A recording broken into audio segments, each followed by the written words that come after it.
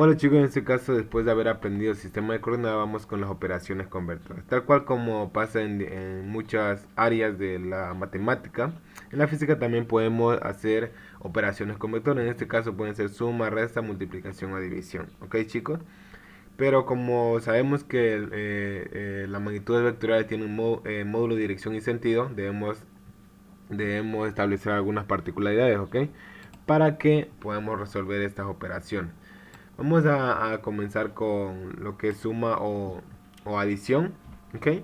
De vectores, ¿ok? Si se obtiene dos vectores, teniendo en cuenta dos vectores chicos, vamos a poner en el eje X, Y y Z, estamos hablando un más tridimensional, entonces la suma será de esta manera, como podemos ver. Lo que está en el eje X se van a sumar con lo que está en el eje X, lo que está en el eje Y se van a sumar con lo que está en el eje Y. Tal cual como está representado en esta manera.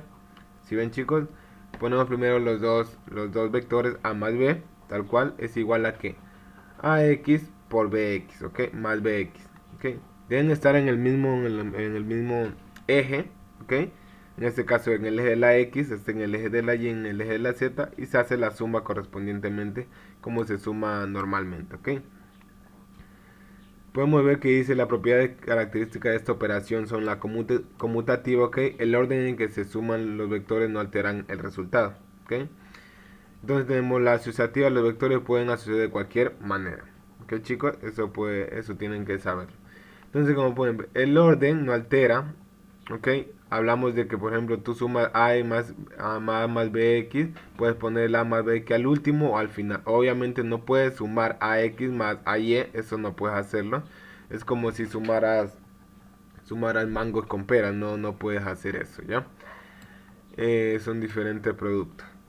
Entonces, eso es lo que representa lo demás. Esto ya es información muy ya larga, que realmente no necesitamos aprender. Vamos con lo siguiente. Tenemos que hay diferentes métodos para sumar vectores, ¿ok? Vamos por el método del paralelogramo, ¿ok? Nos dice que consiste en hacer coincidir los dos vectores en un origen común, manteniendo su característica original, esto es módulo, dirección y sentido. El módulo es representado a través de una escala adecuada y los ángulos positivos medidos a partir de una recta de referencia. Dice que todos los extremos de cada vector se trazan paralelas al otro vector, la misma que se cortan en un punto formando de esta manera un paralelogramo. Este es un paralelogramo, chicos. Este es la figura geométrica paralelogramo. El vector resultante va desde el origen de los vectores hasta el punto de intersección de las paralelas trazadas. La representación gráfica de este método se muestra en la figura 3, aquí. Ya le voy a explicar un poco de cómo es esto.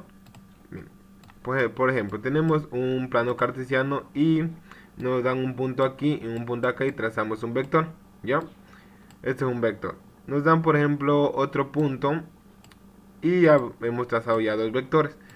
¿Qué es lo que hace el método de paralelogramo? Es duplicar estos vectores. Por ejemplo, este vector lo duplica e inicia en el, por ejemplo, vamos a ponerle nombre vector 1 y vector 2, ¿ya? Este vector inicia al final de vector 2, que quiere decir, este se duplica y va a quedar de esta manera aquí. Tal cual, van a tener el mismo módulo, ¿ok? El mismo módulo, que quiere decir la misma distancia, ¿ya?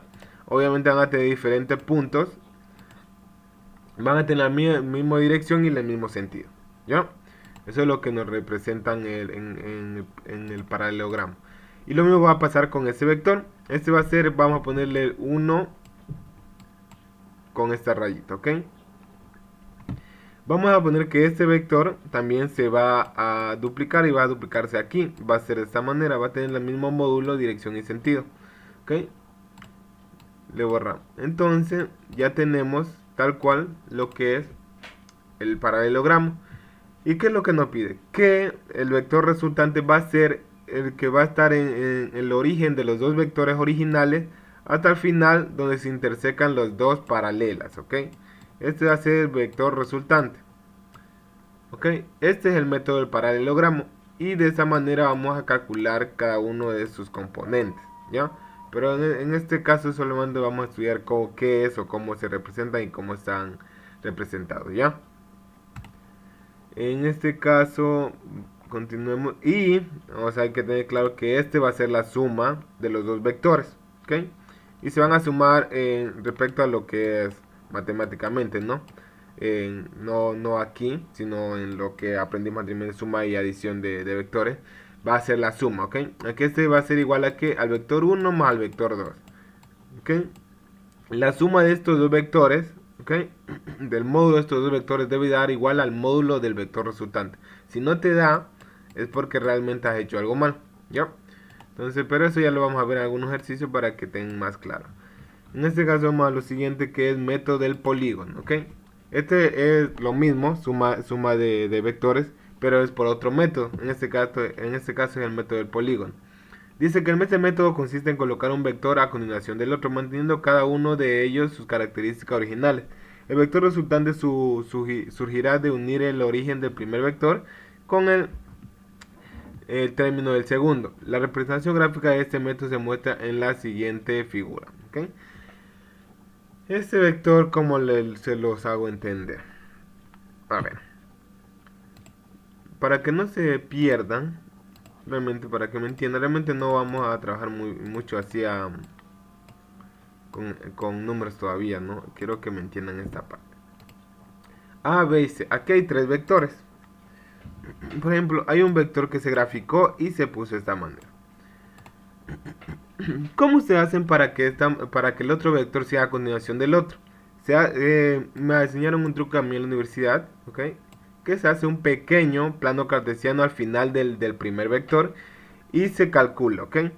Realmente tú debes calcular el ángulo, también debes calcular el módulo y la dirección y sentido de este vector. Eso debe dar en algún punto de este plano cartesiano pequeño que lo haces al final de cada vector, por decirlo así. En este caso del primer vector.